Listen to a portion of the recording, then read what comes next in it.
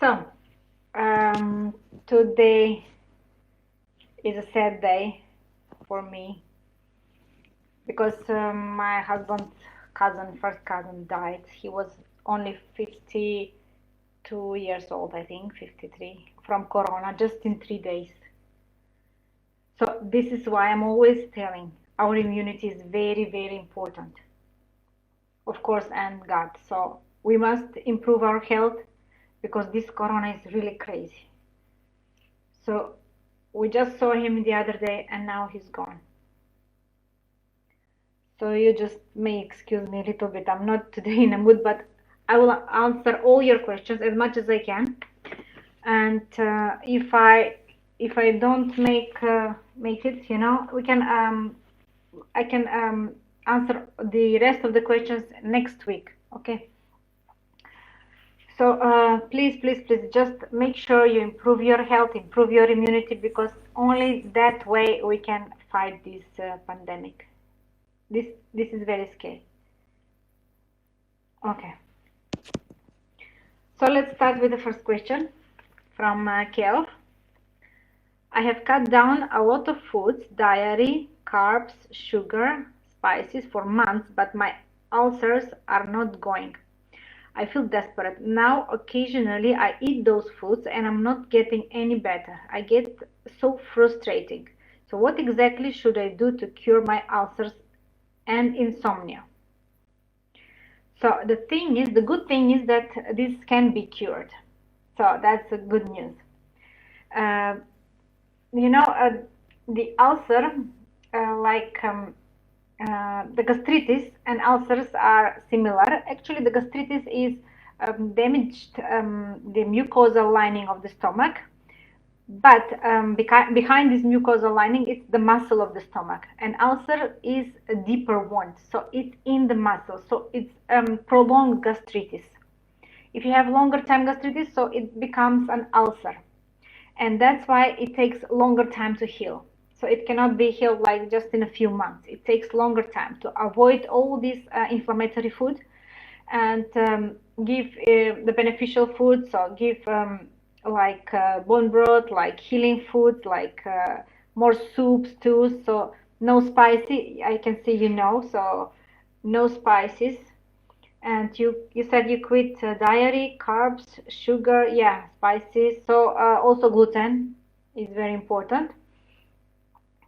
And the thing is that, from what is caused this ulcer or gastritis? Mostly is most of the time is from stress.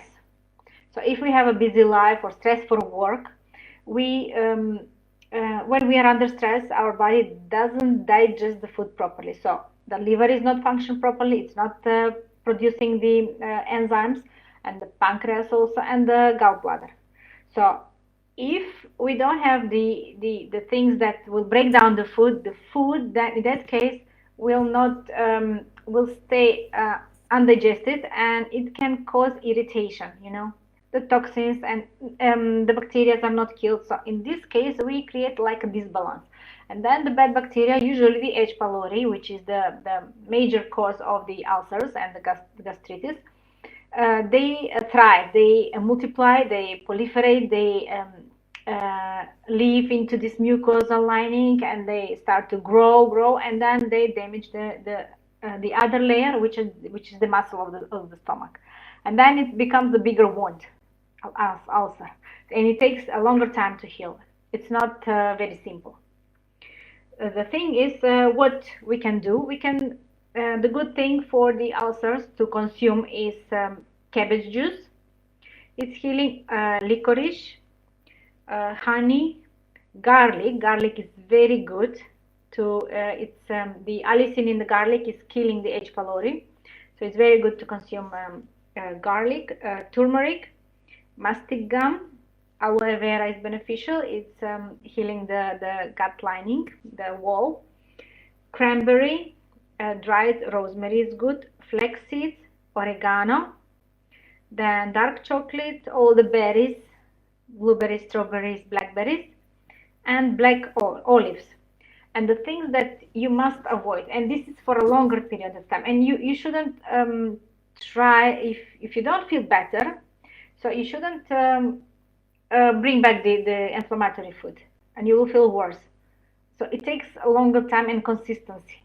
So it's not like we are used in this the last 50 years with the medicine. Just take one pill and immediately you feel better. So this is not like a pill. If you want to heal naturally, it takes longer time. It's not, don't expect like I'll take one supplement and I should feel better right away. No, it takes time, right? It's natural healing. It's not like you take antibiotics and immediately you feel better, but you're making it worse in a longer time, in a longer run. Okay. Then what to avoid for ulcer and for gastritis? The main thing is to avoid coffee. It's irritating. It's making it more acidic in the stomach, and the acid is irritating the ulcer. So we want to bring more alkaline food, right? Like more vegetables, like more fruits, but not citrus fruits. They're also they can also make problem in the ulcer. They can irritate it. Okay. So avoid coffee, carbonated drinks, chilies, processed food. Of course, you want only natural food, which is what God made, not what man made, and high salty food to avoid for ulcer, and deep fried food, and they're also acidic. They can irritate. And as I said, citrus fruits, on that family of citrus, like oranges, like lemons, like grapefruit, like pomelo, they're all irritating the ulcer and the gastritis. And tomatoes, they're also acidic. And alcohol, of course. Okay. So this is actually the same, this answer, it can be used the same as for the people who have problem with the acid reflux and with H. pylori symptoms. So the people who have acid reflux and H. pylori, the thing is that there is not enough acid actually. The thing is, when we eat the food, and if we drink while we are eating, or after the meal we drink a sip of water, the water is alkaline, right? The pH, as I described in my previous videos, the pH in the stomach should be between 2 and 3 pH, which is very, very acidic. And if we drink water, we dilute the food in the stomach, and it cannot be digested easily. It's diluting and it stays longer. It cannot be processed. It cannot be breaking down. It takes harder. The body needs to produce more acid, more enzymes in order to process this kind of food. But we are making it harder if we drink water, if we drink any drink. So we want this food to stay in the stomach without any liquid. And we leave it like 1.5 and 2 hours, and you will feel that the food is already digested, it's moving down, and then you can drink, or drink most of the liquid before the meal. So you need to drink enough water before the meal, so you will not be thirsty after the meal, right? And you will feel that you can handle it. I used to drink with the meal, and I had problems with digestion and everything, but now I don't drink anything after a meal, and I'm perfectly fine. But it takes time to get used to it. It cannot be like immediately. It's hard, I know, but please try, and you can do it as I did it, so you can do it too. Okay, so for the people which have this kind of symptoms, which are in the same in the stomach, they should practice these tips. Okay. Then the next question from Dalia, it's hypothyroidism, which I had the same. Is my problem, and I need natural healing. Okay, so many people which have hypothyroidism, which means the thyroid is working lower. I mean, thyroid is controlling our metabolism. So if it's sluggish, if it's working slowly, then our metabolism is lower, and then we end up getting more weight, and then there is a lot of disbalance in the body from this thing that if we damage the thyroid. So thyroid can be damaged by mainly, most of the time, by eating gluten, because the gluten is the gluten should be digested in the stomach. But if we have a leaky gut and it penetrates the holes in the stomach, then it goes in the blood, and the gluten has same characteristics as the cells of the thyroid. So when gluten reaches the blood, then this is a big molecule. It's a protein. It's not an amino acid. The protein should be broken down in small pieces, which are called amino acids. So this one is a big one, and our immunity cannot recognize. Our body cannot. It says, "Oh, okay. So what is this? This shouldn't be here." It's treating it like a toxin, and it starts to kill it, and it's producing antibodies. Our army. We have different types of antibodies. And they are going after this gluten. Wherever it ends up in the body, it's trying to kill it.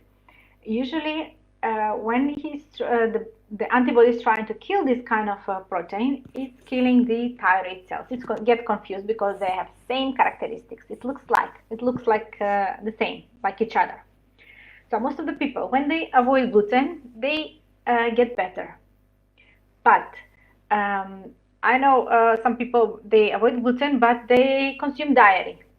The main thing is that dairy has a very similar protein, which to gliadin protein in the gluten. So very similar protein, which is called casein. And they can, if they continue consuming casein and they stop gluten, then the problems with the thyroid may get worse.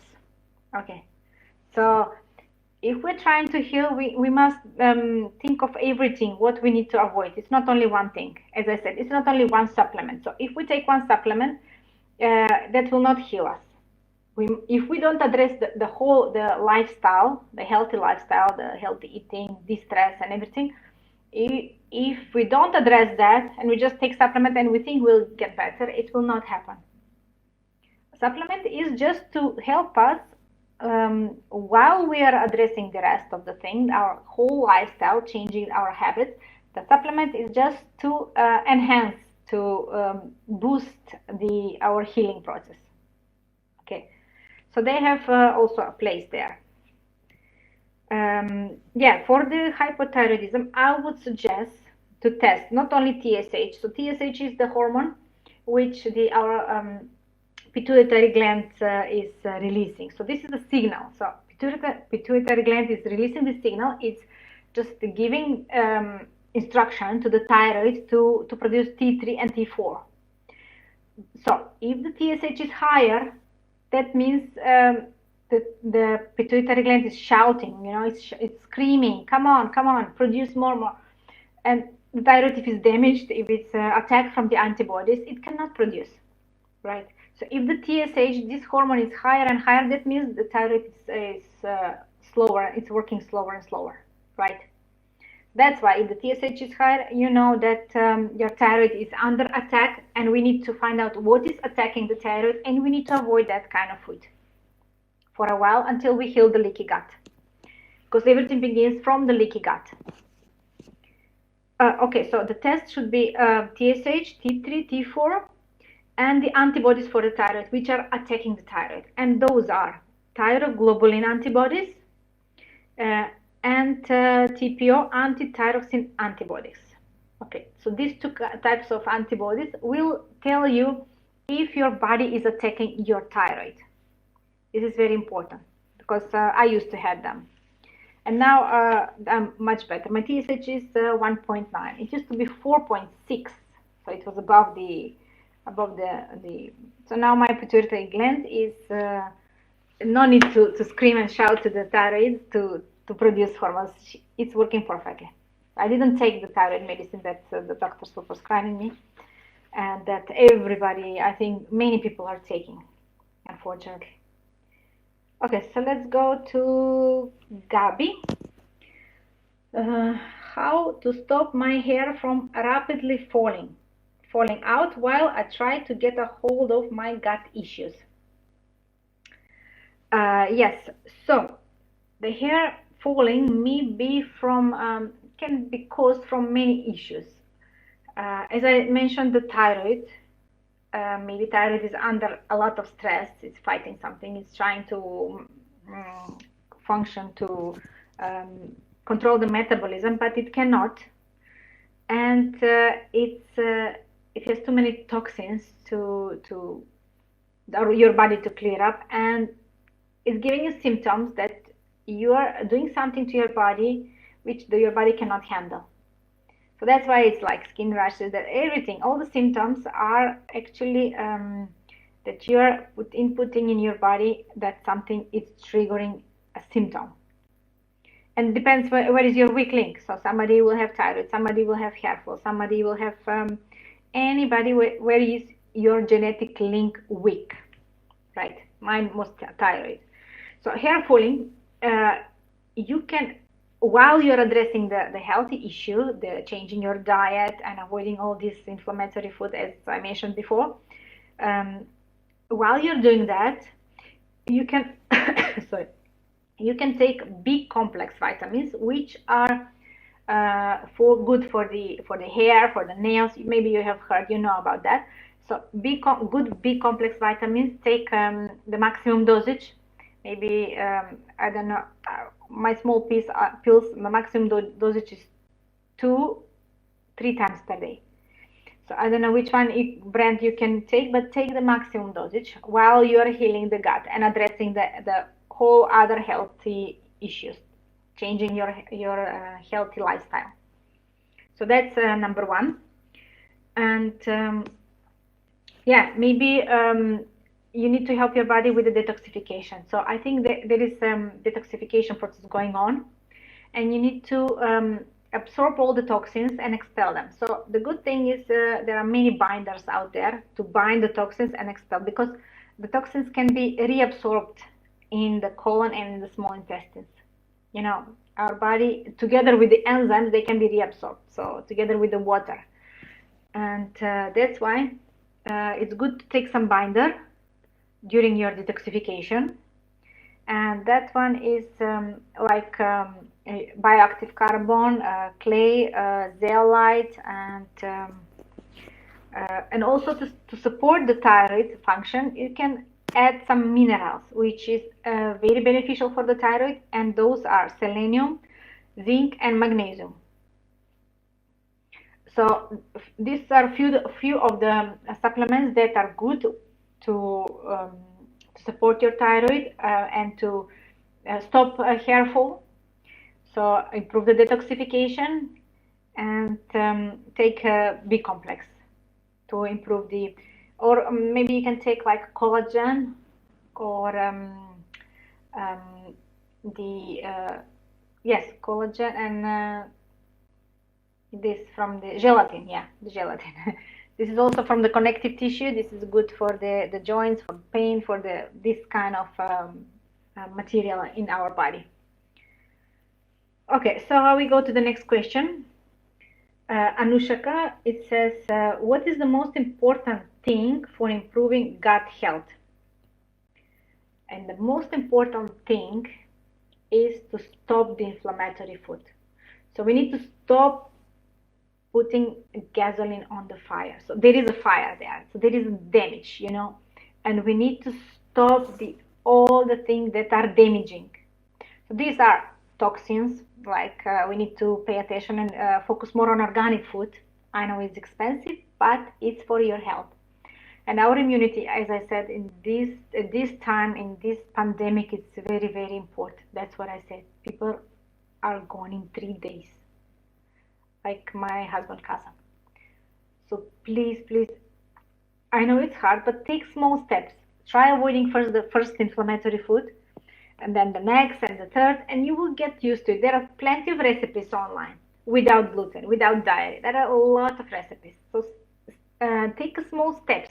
At least move forward, and don't get disappointed. If you think, oh, this is not working, let's go back to the old previous habits. No, Please don't do that. It will only get worse and worse. So if you start this journey, just make sure you continue on this journey. The most important thing is stop the gasoline, put gasoline on the fire. Avoid these things that are triggering the gut, the leaky gut, and all these problems. So avoid the toxic, as I said, the sprayed food, the chemicals, and everything. Try to use the organic. Also, for washing. I mean, washing your clothes, or cleaning products at home, or the creams that you're using, or the deodorant. That's all toxins, and we are overloaded with toxins. So this is the first thing that we need to do, to stop the toxins from coming.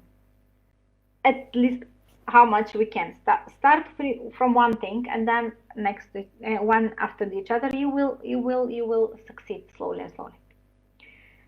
Okay. And that is the first thing, how to heal the gut. And then you start healing with the good things, as I said, collagen, glutamine, bone broth, these easy digestible foods like soups, like stews, and they slowly the gut. Our body is very smart; it can heal by itself, believe it or not. Before they were thinking that our body cannot, they were thinking that brain cells cannot be produced. You are born with it, and that's it. But now it's scientifically proven that our body is reproducing. So from one cell, it's creating another cell. So the thing is, if this one cell is damaged, it's poisonous, it will multiply in the same cell like that. So we want to clean the cell, and when it regenerates, it multiplies, and it will create a new healthy cell. That's what we want, right? So stop all the toxins, bring back the good food, and you will feel the difference. So this is number one if you want to heal the gut. Okay, let's go to the next question. Nilofar. I think I said the right. Please help me to improve my gut function. I don't have regular motion in the morning. Okay, so many people have constipation. I used to have the same thing. I was going like in 2-3 days before, once in 2-3 days to toilet, and that is not good, because as long as the stool stays in the colon, it's more toxins, more the food is fermenting, it's creating toxins, and they are reabsorbed, as I mentioned. They are reabsorbed from the colon wall and in the blood directly. The colon is all around. The colon is blood vessels, we know that, and we don't want that, right? So we want the stool to be moving every day. Now they say it should be like a normal stool should be like 2 to 3 times per day. I'm not that far, but sometimes I go 2 times, but once a day in the morning, that should be like, I think it's normal, and it's a regular thing that everybody should do. So how to promote this? The number one thing is water. As I explained in the videos, 3-part video series, we know that in the colon, the water is absorbed. So if there is no water, it's more harder and harder, and the longer we wait to go to the toilet, it's getting drier and drier and more harder, and then we have problem going out, and then hemorrhoids are created, and that's getting worse and worse. Okay, so we want to drink plenty of water. Even if you don't feel like drinking, just drink 1 glass, half a glass. Okay, every time you pass in the kitchen, just take a water. But don't drink it with the meals, as I mentioned. Just avoid that, so you don't want the food to stay longer and to be rotten and to ferment in the stomach and create acid reflux. So just drink the liquids, the water, before the meal. And the best thing is to drink 2/3 of the daily water during the first part of the day. So in the morning until the lunch. So you should drink the water 2/3 in this beginning of the day. That's very important. So then also good for constipation is to consume more fiber food. The fiber, the food that has more fiber, you can search on Google fiber-rich food and to consume that. But be careful, if you consume the fiber food and you don't consume the water, it will be more and more harder and more difficult to expel. So this goes together. Or as an like a supplement, you can take magnesium. It's very magnesium citrate for the constipation, which is helping for the magnesium. It's a releasing mineral, so it's relaxing actually. So it's relaxing the muscles. Calcium is hardening, magnesium is relaxing. So whenever there is any pain or stiffness or something, you know that you are missing magnesium. The good thing is magnesium can be also, if you don't want to drink it, there is also spray you can just put on your body everywhere, and the skin absorbs in like 3 to 5 minutes. It's already in your blood. And you can take a bath, Epsom salt bath, which is rich in magnesium, or a sea, go in the sea. So you can put in any way magnesium in your body, which is relaxing the muscles, and it will relax the stool, will ease the transition to the anus, okay, easily to expel the stool. Okay. Next question, Elias. How to clean my colon with enemas and how often? Very good question. Yeah, depends on what do you want to achieve with these enemas. The enemas, for example, the people who have cancer in Gerson Institute, the Gerson therapy, they give them like 3 to 5 enemas per day. Okay, so that's for cancer. For example, if you want for parasite cleaning, for example, if you want for parasite cleaning, I should suggest 2 to 3 times per week, or maybe once a day during the peak, during the full moon, when the parasites are most active. So we want to kill them right there and to expel them.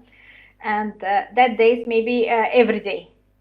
In the best timing to do the enemas is right after you went to the toilet. So you release the stool, and then your colon is half empty, and then you can do the enemas, and it will clean the rest of the colon.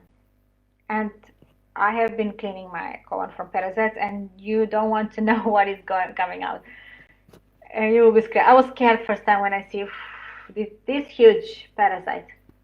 Scary. And now they're coming smaller and smaller, the babies now. And the good thing is, after you clean your body from parasites, you can feel like a switch, you know. Your brain is much more clear, your thinking is clearer, and you have less toxins, more energy, and it's a magic. And if you want to do them like a regular habit, like if you already did, you don't have any issue, I would suggest maybe once a week or twice. It depends. It's if there is no specific specific goal you want to achieve, then like a regular enemas once a week or twice a week, it's enough. And depends with what you are going to do, because there are different water, coffee enema, and they're making with probiotic enemas, Epsom salt enemas, and I suggest to start only with water and distilled clean water, not from your tap, of course. That's full with toxins. Okay, next question, Annette. What heals hiatal hernia and erosion of the duodenum? Okay. So what is actually hiatal hernia? So this is like muscles that are you know, when the connective tissue is loosened up, it's not so strong, then this the stomach can, when there is like fermentation going on or something, with the pressure it can push this tissue and make like a ball in some other place, like it's going out from the stomach and it's coming, it's like hernia, you know. They say that the solution is surgery. But if it's not so painful, if it's not causing you problems, you can try to heal it naturally, which is you are missing connective tissues. What does it mean?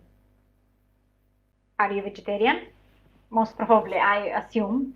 So you need to bring back the animal products. So you need to add the bone broth, which has a lot of connective tissues. When you boil for 12 hours, all the joints, the skin, the everything from the animal, and there is a lot of glucosamine, cysteine, the glutamine, and collagen. Everything is in that.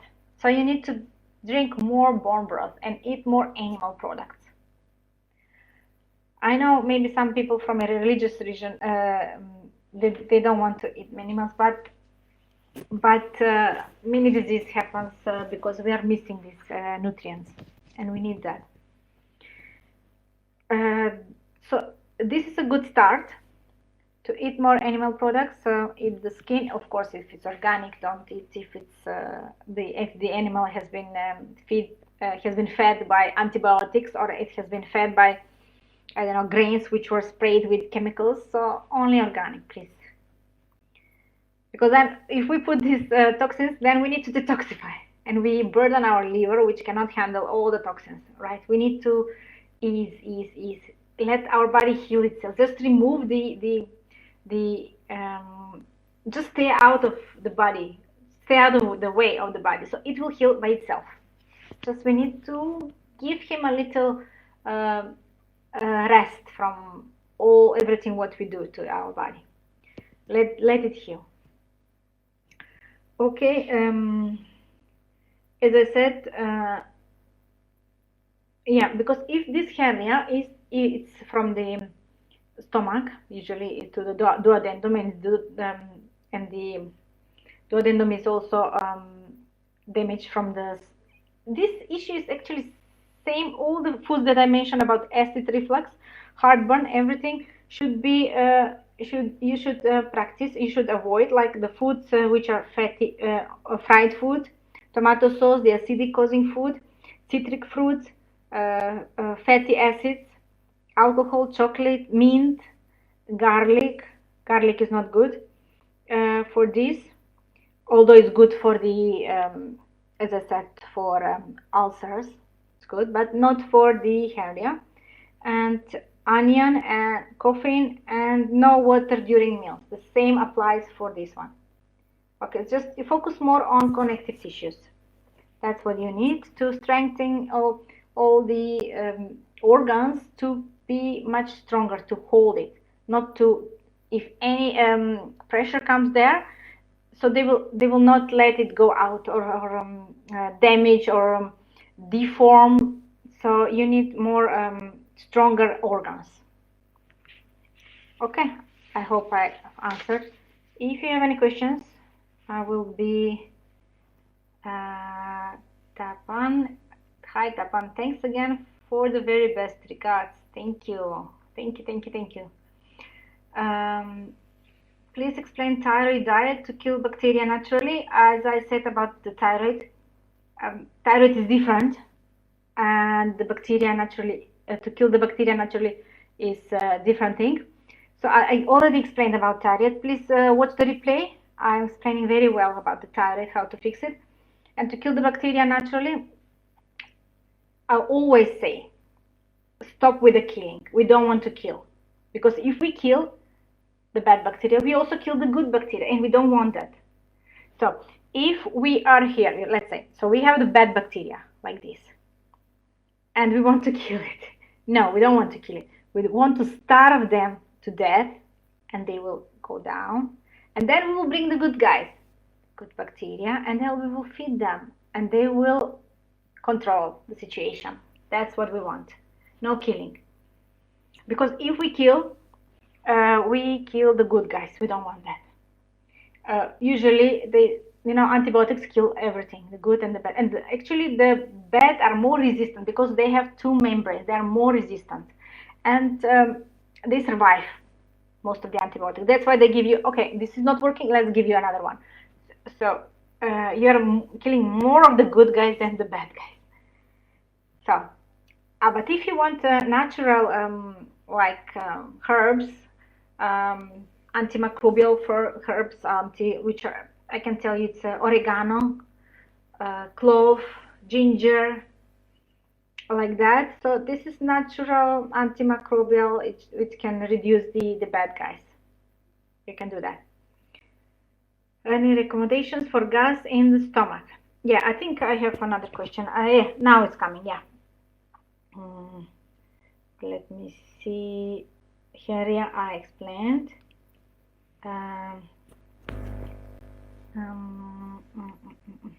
Yeah, I didn't explain about the hernia, that the cause of the hernia, it can also be a medication. So if you're using any medication that it's irritating, it's causing the inflammation, it's causing indigestion, it can also cause hernia, okay?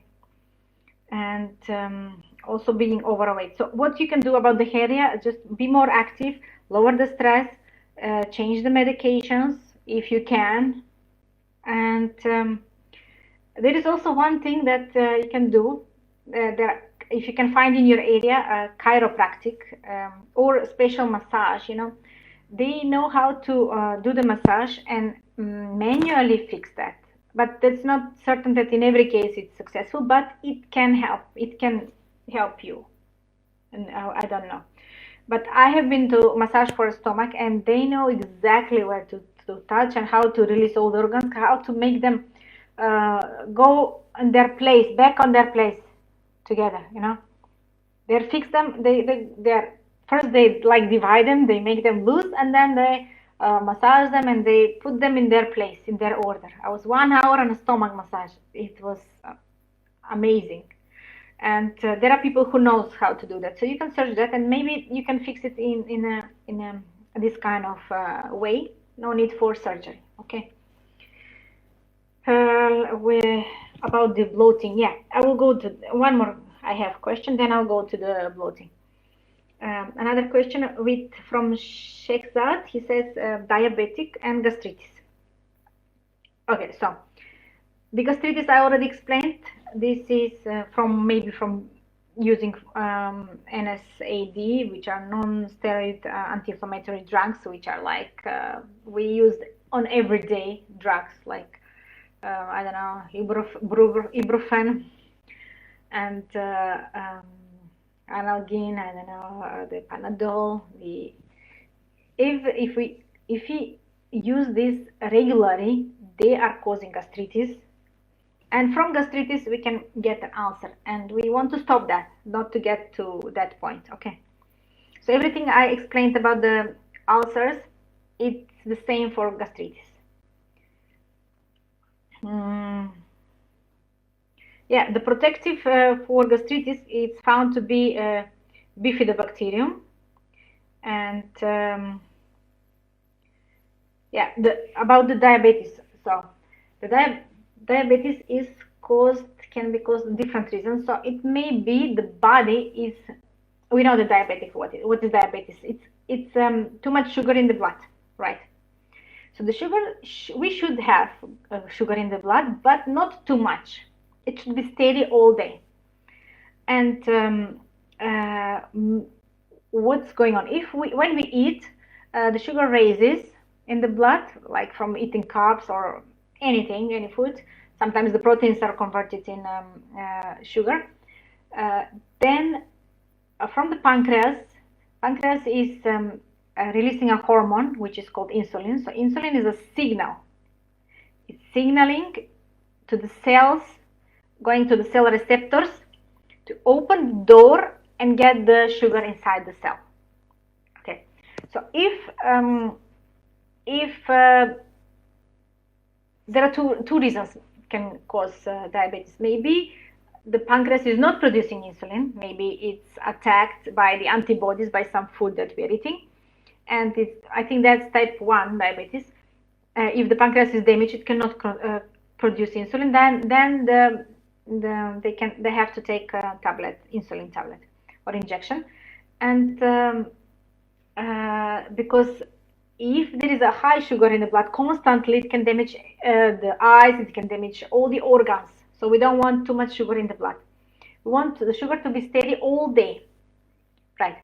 And the second thing is maybe the insulin is going to the receptors, but it cannot open the door to the sugar to go to the cell.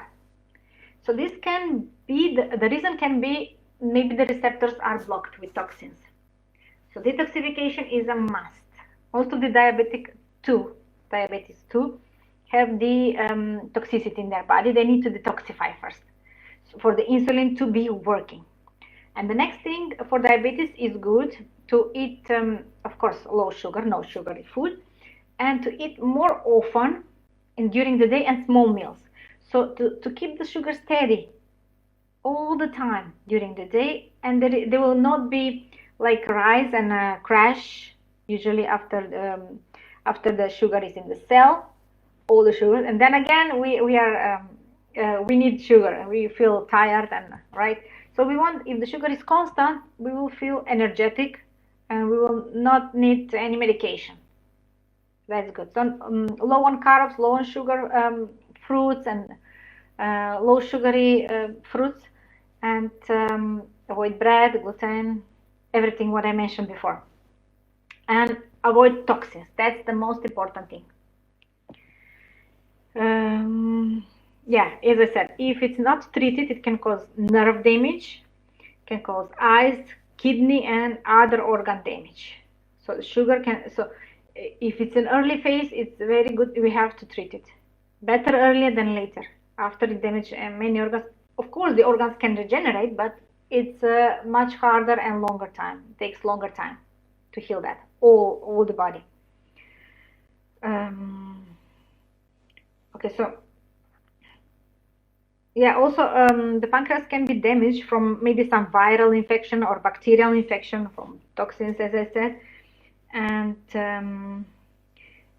the people who have diabetes, they definitely have leaky gut. And it's observed that the people with type 2 diabetes have a bacteria municipia that causes leaky gut. So all the diabetics has this bacteria which causes leaky gut. So we need to reduce this bad bacteria, heal the gut lining, and bring back the good bacteria to establish balance. And they will produce their mucus, and that's actually their home where they live. Okay, we go now to the question about gas and stomach. Kani. And also Sunet asked this. I'm always bloated. When I do elimination or clean diet, I'm good for a week and then I'm back to bloating. How do I heal my gut, stomach, digestive tract for once and always? Okay, so bloated usually it's a sign of SIBO, small intestinal bacteria overgrowth, which when this happens when we have overgrowth of the bacteria in the small intestines. Yes, there are bacteria in the small intestines, and but most of it should be in the colon. But sometimes, if we have constipation or diarrhea, they can go in the small intestines. And by using the antibiotics or some medications which are killing the good and then the bad overgrowth, of course. And if they're in the small intestine, then they can make bloating. And they, if we feed them what they want, and that's fiber food, sugar, and they can cause bloating. So if we avoid this kind of food, yeah, elimination. You said you have tried elimination. That's very difficult to do. I know, and that's like avoiding one type of food, more type of food, and then you start to introduce them, and you see if you have a symptoms, right? That's eliminating and then introducing them. The thing is that this type of diet, it's very difficult and it takes long time, right? And with my clients, we start reintroducing after 5-6 months minimum. I was for 2 years avoiding this food. So as I said, this takes time. It's not like in 1 month you'll be healthy and you can eat everything again. And you will damage the gut, right? So this takes time. I'm not saying that you will never ever eat the food that you like. You will. But when you completely heal the gut and you don't have anything and bloating, you bring the good guys, they will populate, they will control all the microbes on the microbiome, the community there. And then if you eat sometimes this food which is triggering your symptoms, you should not feel any symptom. That's what my clients, after 5-6 months, they try that food that was triggering their symptoms, that they were intolerant to, and they said they're fine, you know. So after you heal the gut, and it takes time. As I said, there are 4 steps. I explained them in my 3-part video series on the steps of healing the leaky gut, which I will open it again on 1st of May.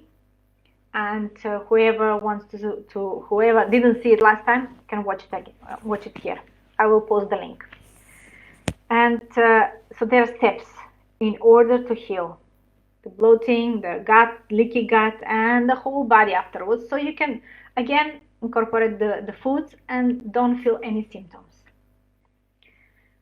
We want to boost our immunity, our whole body, to be able to handle any kind of food and any type of stress, any toxin, without any symptoms.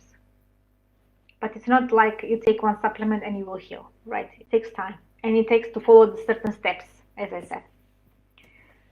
Okay. Yeah, for gas and stomach. Sometimes the gas and the bloating, the gas in the colon. So we know that in the colon the food stays like for 36 hours. It's a long time. So what you poop today, it's actually not the food from yesterday, but from day before yesterday. Okay, so it's longer time so sometimes you think it's from something that you ate just 2 hours ago. No, if it's in the colon, it's from 30 hours ago. But if it's in the small intestine, like SIBO, you will count like 6 to 8 hours, because that's how it takes the food to reach the small intestines. And then you can just remember what you ate like 6 to 8 hours before, and then you will see maybe that food is not good for you, right? Okay, guess, okay, I explained that. Chickpeas boost gas 100 times, but not white bread is also making gas. Any remedies? Yeah. Chickpeas, all the beans, lentils, they have lectins and they are producing gas. All the beans. The thing is, how to avoid lectins. The lectins are the toxins, of course, which are triggering this gas, and also the fiber in this food. The thing, how to remove them, you can do that by soaking them overnight. Okay, so all the lentils or chickpeas or beans, any kind of beans, we need to soak them overnight. And the next day, what I do, I boil them 3 times and then throw the water. So that's how we remove the lectins, the toxins, and which are causing the bloating and gas in the stomach. Okay, it's too many questions. I have.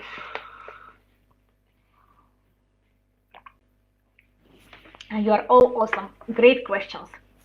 Thank you very much. I have so much to explain, to talk about all these questions. Yeah, let me see. Yeah, 1 hour.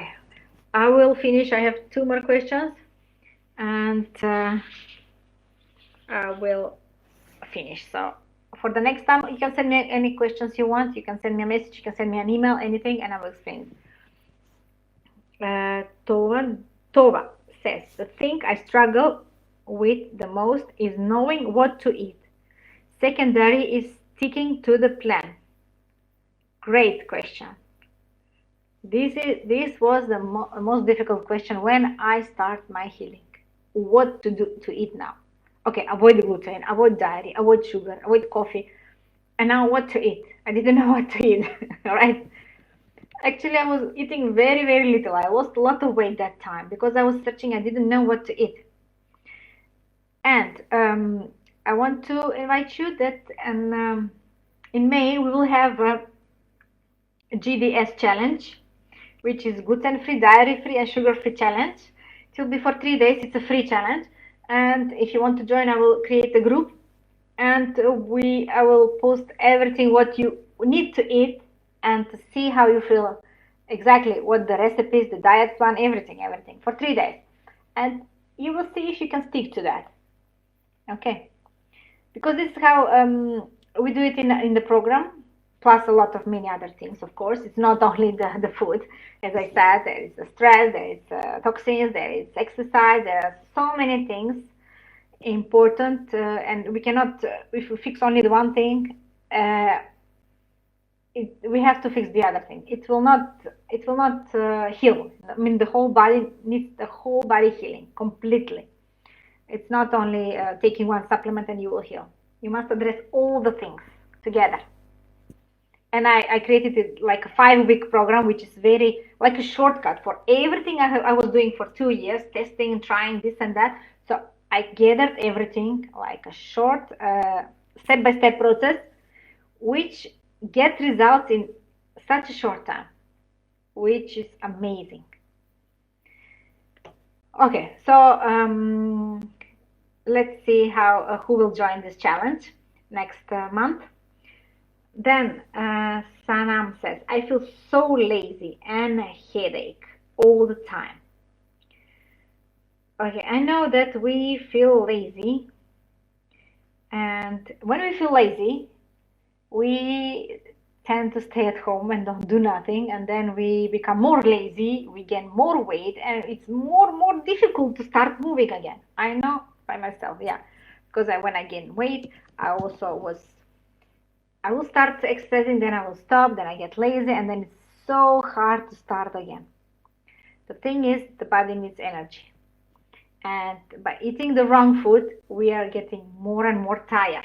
The food is because our body is fighting the food. It's not getting the nutrients and feeling energized, but it's actually trying to kill the gluten, there is inflammation going on. That's why we feel tired. So if we reduce the inflammation, then the body will have more energy. The mitochondria can produce more energy because it's not bothering and trying to reduce the inflammation, but it's actually doing its job that it needs to do, produce energy. So we don't want to overwhelm our body with so many things and toxins to make it hard for the body to work, and will make us tired, right? So I feel so energized when I make a smoothie in the morning with a healthy berries and whatever. I energized all day. I'm not tired at all. Okay. And yeah, so also it may be, yeah, the headache, there are many things that can trigger the headache. So we don't know exactly from what is the headache. It can be, usually the headache is connected with the breathing, with the nose. So usually it's something that you breathe, that you, let's say maybe it's a mold. We don't see it, we don't smell it, but it's there. I found that I had mold. I used to wake up before with congested nose, and I didn't have before, that, and I didn't know what's wrong, And one day when I was exercising here in the bathroom, and I was doing my crunches, and I saw on near the light bulb there was like on the ceiling like small black dots. I said, what's this?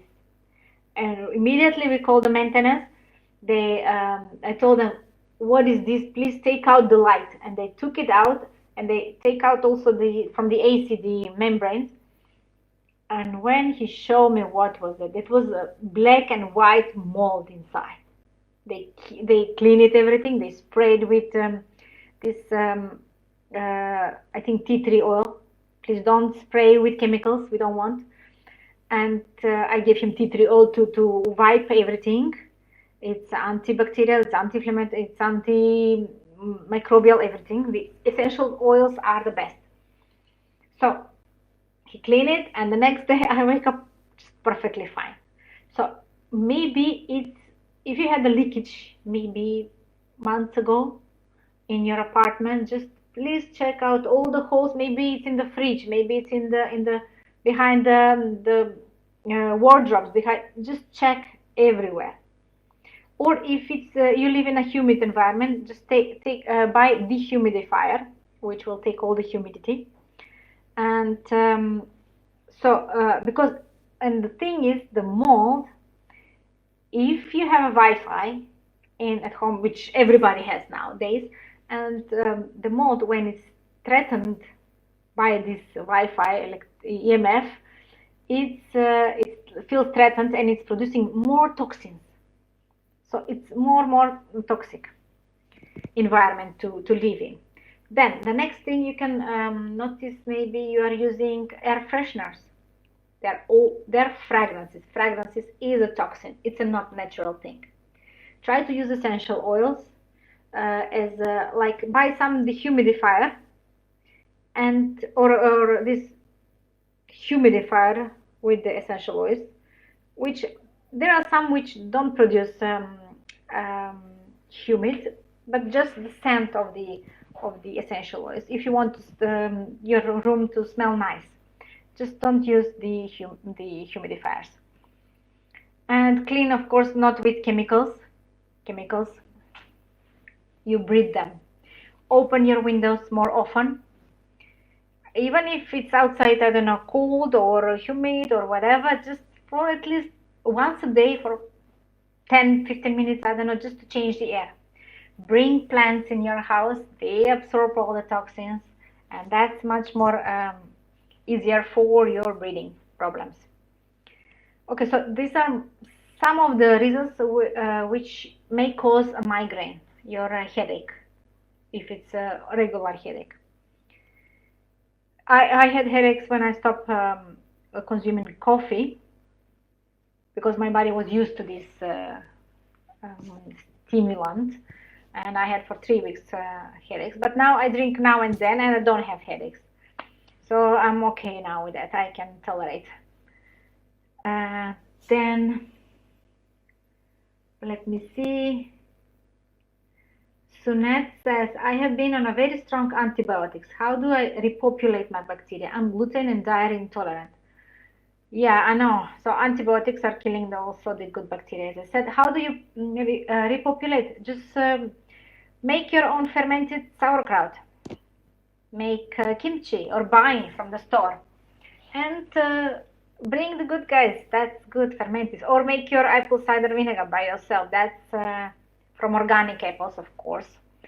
And that's a good bacteria. You can bring them on and eat them daily, every day. Or start slowly. If you react on that, just start slowly. That's good if you are gluten and dairy intolerant and you're avoiding that. That's good. But be careful, gluten can be hiding in many products, processed. Also in rice, you can have a gluten contamination because they in the factory on the lines, maybe they before cleaning the rice, they also was wheat on that, the same track, the same trucks they are carrying, so they can be contaminated. So wash it before you use it. Okay, and yeah, also the dairy, it's everywhere, so I have to be careful, right? Yeah, 5-6 months with the elimination diet. Yeah, I believe it's difficult, I know. Only did it for 4 weeks and then started treatment. Oh, that's too short. 4 weeks is too short. But the elimination diet, I don't know what have you eliminated. I have to start all over. Also, the GP said I'm crazy. I don't have seaboard. Thank you for your advice. Well, only you know how you feel. The doctors, I was going to doctors for 2 years, from one specialist to another to third, and they tested everything. They said, I'm fine. And I was crying from pain. I was ready to give up my life, you know. I didn't want to live like that. I said, this is not the life I want, with pain and suffering. No. So imagine, because the doctors, you know, we take care, we control everything, our finances, what car we drive, what food we eat, what school our kids go. But we give the control of our health to the doctors. No. So we have to take control of our health. It's our health, it's our body. We only know what's going on in our body, like what is SIBO. Now you can learn everything about SIBO online, right? And you know what's causing it, what's triggering it. You can find out, right? I was explaining in this video before, and you can start introducing, eat the food that feels right for you. Okay. An elimination diet, I don't know, as I said, what are you eliminating? So, okay, the most important thing is gluten, dairy, and sugar. This is the basic things. Plus, some people are experiencing maybe they're eating the blood type food, like if you're blood type A or B or AB, there are certain foods that these people can tolerate and cannot tolerate. Some people with blood type A cannot tolerate meat, and with B they're good with meat. And you have to do your research, but we are doing that in the program. We are exactly finding out what is your inflammatory food exactly for you, and what you can eat, and what are the recipes exactly, what steps to take, what you eat for breakfast. There is diet plan, there is meal plan, how to do the detoxification, what to take, which supplements to take exactly, and how much. We are focusing on everything, every part. We're doing the de-stress. I'm explaining why and how it's beneficial and how to do it properly. This was the number one problem for most of my clients. It was mine, actually. My problem started when I had a huge stress in my life, and I go deeper in explaining this in my 3-part video series, starting on 1st of May, I think. And in the May, exactly, I don't know when you see that the stress has a huge influence in our health and all our problems in our digestion, in our from the digestion everything starts, the leaky gut, and then all the problems, rheumatoid arthritis, thyroid problems, Alzheimer's, Parkinson's, MS, everything, all the autoimmune disease starts from the gut, from the leaky gut. So we must fix that. And I created a shortcut for 5 weeks so you can boost your immunity, reduce the pain, reduce the toxins. And from there on, I'm showing the guidance how to continue, and it will be much more easier, and you will know what to do next. It's your body and you know it the best. Okay, so I was talking too much for 1 hour, more than 1 hour. So if you have more questions, you can send it to me, and just let me know who is interested in joining the GDS challenge, free challenge, which we will do in May. We will have to start cooking and preparing some healthy foods and feel the best, feel healthy and energized and happy. Okay, so bye for now and see you next time. Thanks for watching. Bye.